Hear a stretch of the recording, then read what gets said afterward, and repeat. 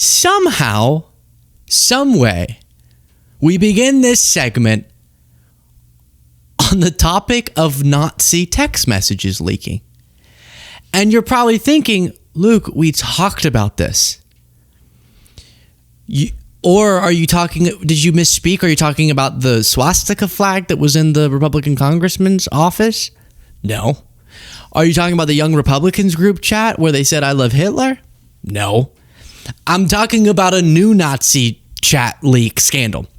So I'm going to be curious, because I'm not about generalizing or any of that stuff, but whenever certain specific Republicans in positions of power get caught saying really, really racist or fascist stuff, it's notable and we should talk about it. And then it's fascinating to see how other prominent Republicans, who I would never mischaracterize, then seem to distort the truth about it or obfuscate or downplay, like JD Vance saying the Young Republicans chat where they're saying all this racist stuff and saying I love Hitler, that was just kids being kids, and then other people were saying they were just letting off steam, and the reaction was weird and concerning to me. And then Matt Walsh saying, hey, we can't kick people out of our tent, we gotta have a big tent, we can't turn our sights on other people in our movement. It's like, well, why would you want those people in your movement? They're saying they love Hitler. Is that not? Well, they were joking. Really? Did you read them? Okay. So now we have a new one.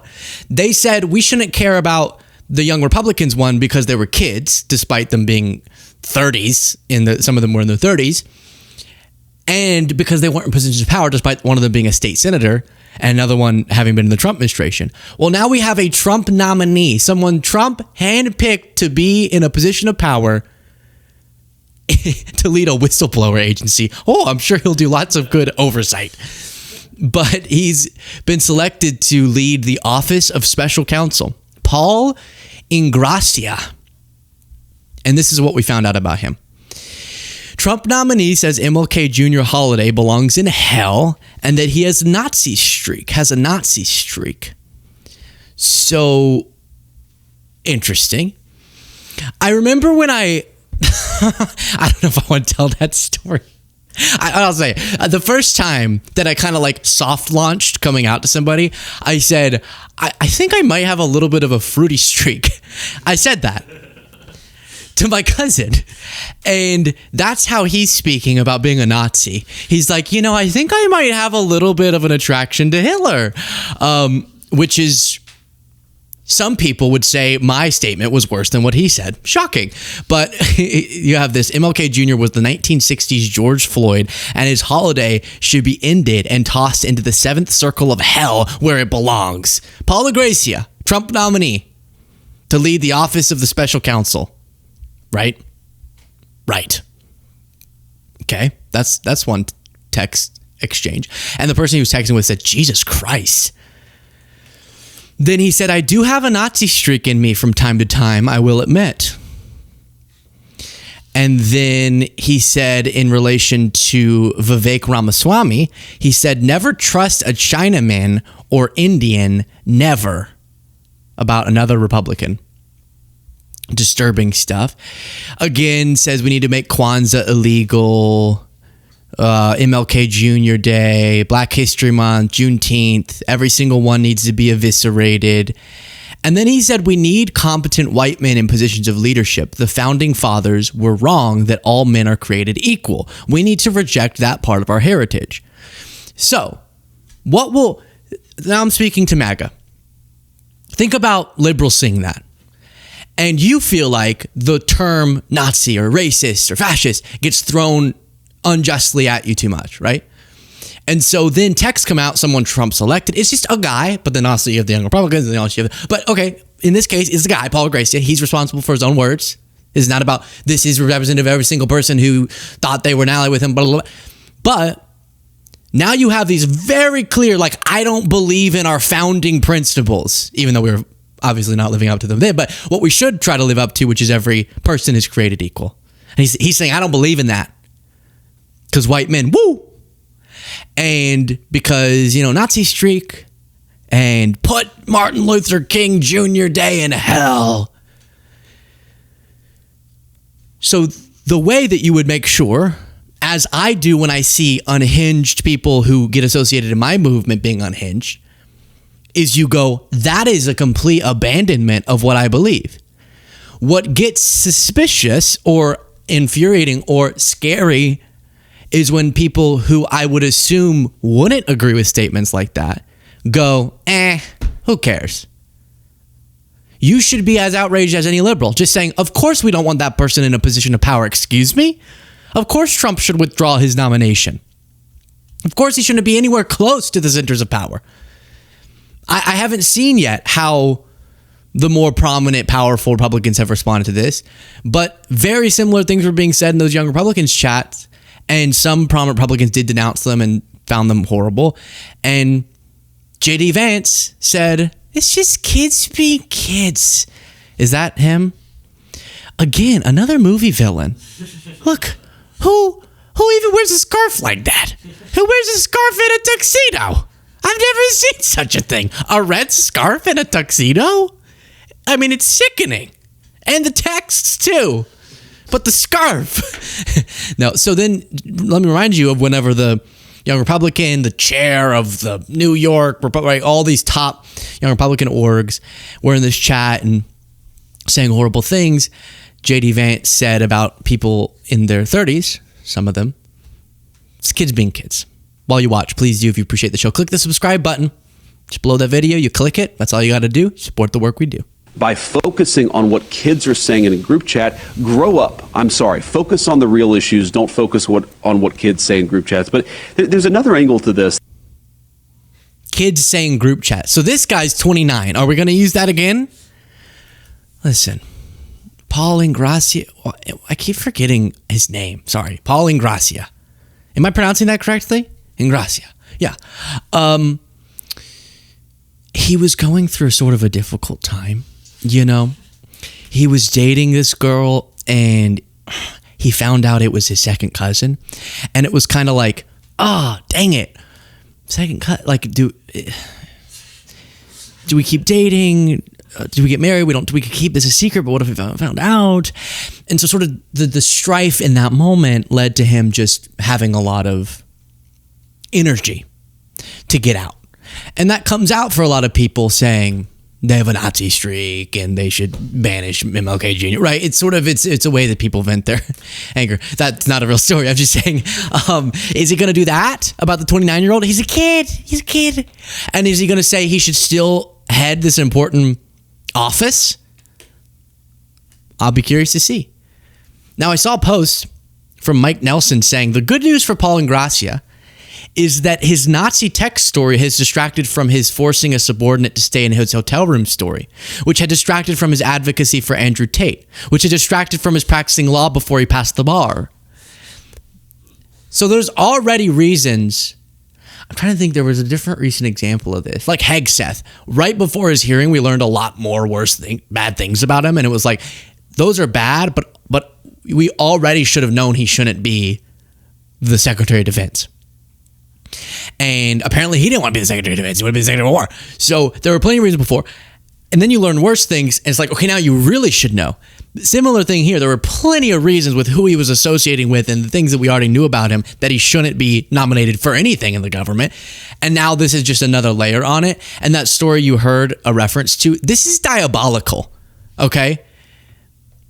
Paul Ingracia is alleged by a subordinate, a female colleague, that he facilitated on some work trip them to have to stay in the same hotel room, which if you're adults and you're, just to say, if you're straight and you're a dude, there's just no world on a work trip where you're staying in the same hotel room. There's just no, with a woman, there's just no, unless it's your wife or your girlfriend, there's no world in which that's not you being really creepy. The White House liaison. Again, so it's like, that doesn't seem like the biggest story ever, but there's something about the psychology of being like, oh no, we're staying at the Ritz-Carlton, literally, but we don't have money for another hotel room. I guess we're going to have to, oh shoot, they're all out of twin beds. We're going to have to stay in the same queen. Dang it. And they have a 3-drink minimum at the Ritz-Carlton bar. They don't. What? So Wiles, liaison for the Department of Homeland Security. So he was already in a position of power, arrived at a Ritz-Carlton in Orlando with a lower-ranking female colleague and others from their department. When the group reached the front desk, the woman learned she didn't have a hotel room. Ingracia then informed her that she would be staying with him. Eventually, the woman discovered that Ingracia had arranged ahead of time to have her hotel room canceled, so she would have to stay with him, 3 of those officials said. There are all sorts of examples of workplace dynamics that get inappropriate, but there's sort of complex variables to blah, blah, blah, blah, blah. There is nothing complex about getting on the phone like a serial killer, I'll have you know, and calling the front desk and saying, Sarah, we booked 1 extra room. Could you go ahead and cancel hers? And then you can just put her, she's a friend, she's my sister. You can go ahead and put her on my room. Like, put her name down on my room. And then prepay. And you can't change it. Non-refundable, right? That's diabolical. The woman, gross. It's gross. Thank you, Howard. A fellow Trump appointee initially protested the room arrangement, but not wanting to cause more of a scene. Of course, this is what he facilitated. Around other colleagues, she relented. So the 2 who knew each other previously as friends went to the room and slept in separate beds. Okay, so there were separate beds. Still creepy. Ingracia's attorney said no last-minute changes were made to the hotel reservations. What's not disputed is that the 2 ended up sharing a room on the business trip, and then it resulted in official investigation. Wow. So that's what the little sexual harassment that was referenced in the post. And then when J.D. Vance goes about the Young Republicans chats, who cares what some kids are saying in chats? I love Hitler. Send my opponents to gas chambers. Black people are, who cares? That then does have an impact on the followers of someone like J.D. Vance. The Young Republicans of Texas org got asked, have you denounced the Young Republicans exposed by Politico? And they said, no, and we're not going to. And then said, it's that easy. So they're proudly going, no, we're not going to denounce people for saying all the stuff we reviewed in the previous segment, including, I love Hitler.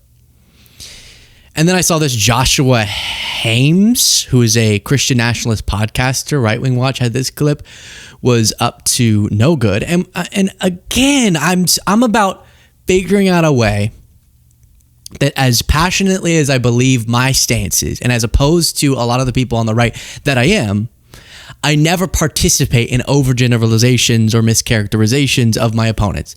So these are specific people saying their specific views, but I just wish there would be more horror among all the other Republicans when they see such things. Now, this guy's more of a rando, from my understanding, but the texts that we're seeing uncovered, pro-slavery talk, like as he's about to say, are making themselves into positions of power. And if you're not publicly opposed to that, then you are seemingly saying you're all right with that being a part of your movement. And that's dangerous.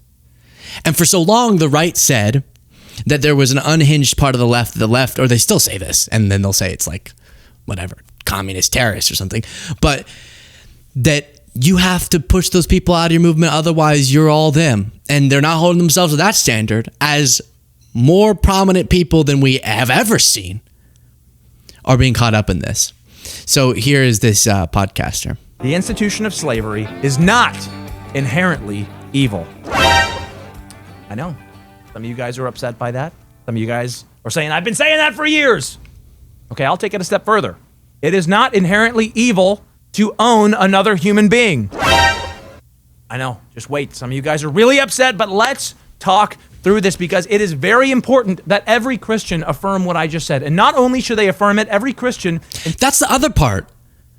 Someone who comes from a Christian background, that's so sickening that people are out there making, whether Christians want it or not, making that term Christian take on a very different meaning to a lot of people. And so if there isn't a passionate rebuke of this extremism within the right, then it will be consumed by this extremism. Today's society should be able to defend what I just said, okay? Every Christian should be able to defend it. Big evangelicalism has been getting this wrong for years, basically since the Genesis since the advent of Big Eva. They haven't had a good answer for the slavery issue. All right, Christians in America have been led astray on this topic. They've been led to believe things that the Bible doesn't teach. And when we go beyond the Bible, there are dire consequences.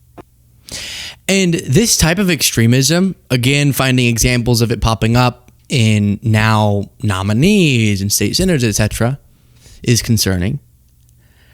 I don't know the size of this guy's audience, but someone I'm sure he aligns with a lot, Nick Fuentes, briefly had his podcast get posted on Spotify and went to the top of the charts, and then it got banned. But this is no irrelevant fringe anymore.